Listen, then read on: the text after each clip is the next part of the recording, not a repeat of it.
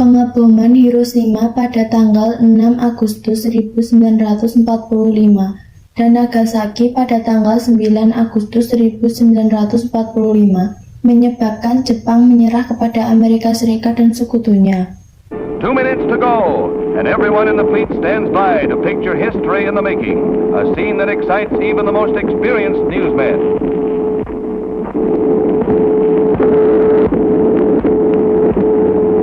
And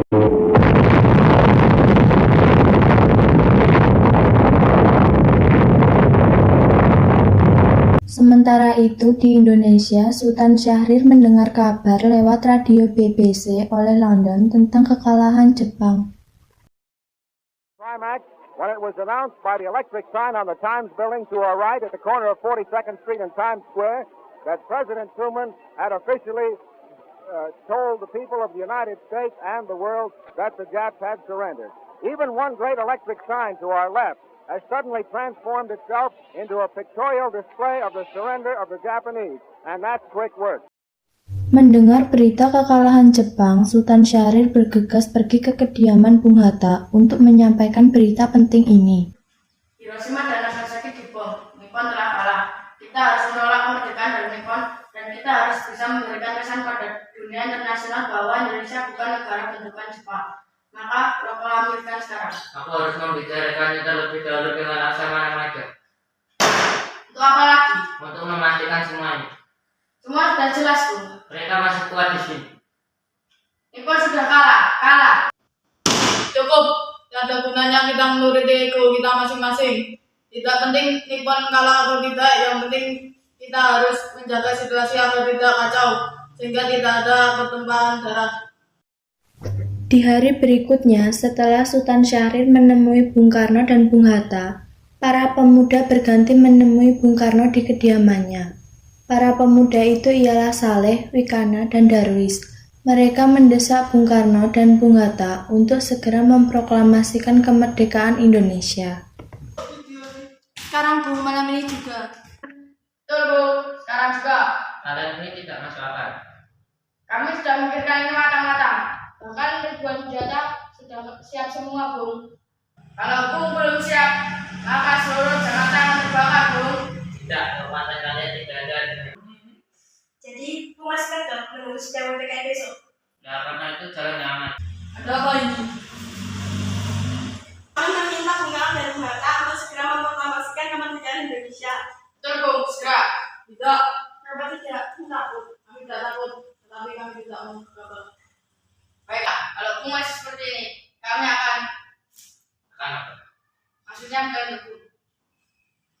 Pada 16 Agustus 1945, Bung Karno dan Bung Hatta dibawa oleh para pemuda ke Rengas Dengklok agar tidak terpengaruh oleh Jepang.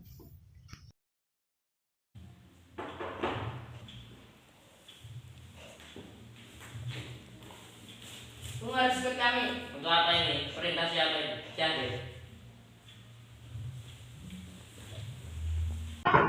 Batal. Ada apa ini? Bung, ikut kami. Untuk apa? Ini sudah menjadi keputusan kami. Pagi harinya, Sultan Syahrir yang mengetahui Bung Karno dan Bung Hatta telah dibawa oleh para pemuda, memanggil para pemuda yang membawa Bung Karno dan Bung Hatta di kediamannya.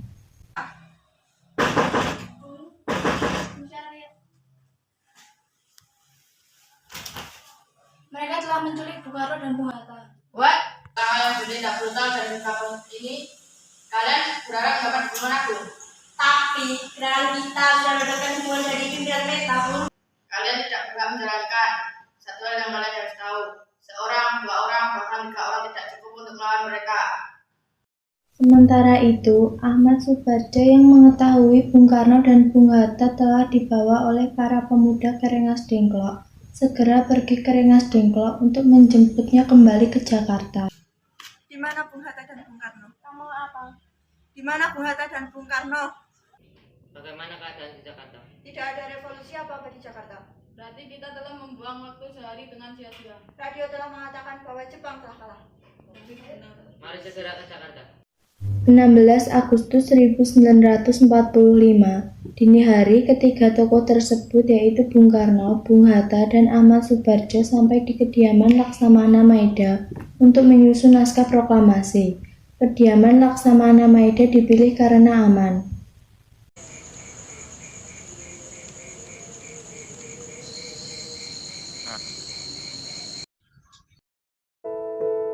Dalam penyusunan naskah tersebut, Soekarnolah yang menulis teks proklamasi pada secari kertas. Adapun Muhammad Hatta dan Ahmad Subarjo menyumbangkan pemikirannya secara lisan. Setelah teks proklamasi dirumuskan, ada sedikit hambatan siapakah yang akan menandatangani naskah proklamasi. Di tengah perdebatan, Soekarno mengusulkan agar yang menandatangani naskah proklamasi cukup Soekarno dan Hatta atas nama bangsa Indonesia. Selanjutnya, Soekarno meminta Sayuti Meli untuk mengetik ulang naskah proklamasi dengan beberapa perubahan.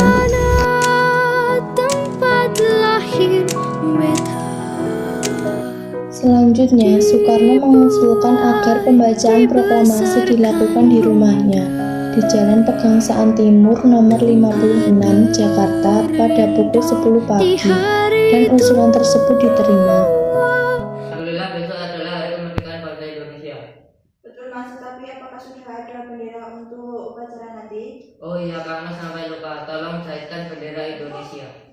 Ya Mas, tetapi hanya ada kain merah dan kain putih, apakah tidak apa-apa? Tidak apa-apa, yang penting sudah berusaha.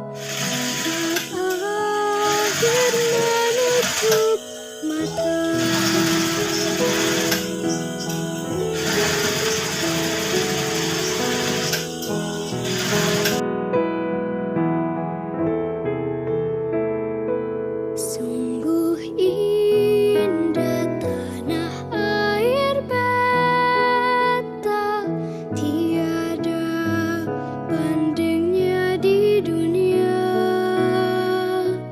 Karya indah Tuhan Maha Kuasa bagi bangsa yang memujanya. Proklamasi. Kami, bangsa Indonesia, dengan ini menyatakan kemerdekaan Indonesia. Hal-hal yang mengenai pemindahan kekuasaan dan lain-lain diselenggarakan dengan cara saksama dan dalam tempo yang sesingkat-singkatnya. Jakarta, 17 Agustus 1945, atas nama bangsa Indonesia, Soekarno, Hatta.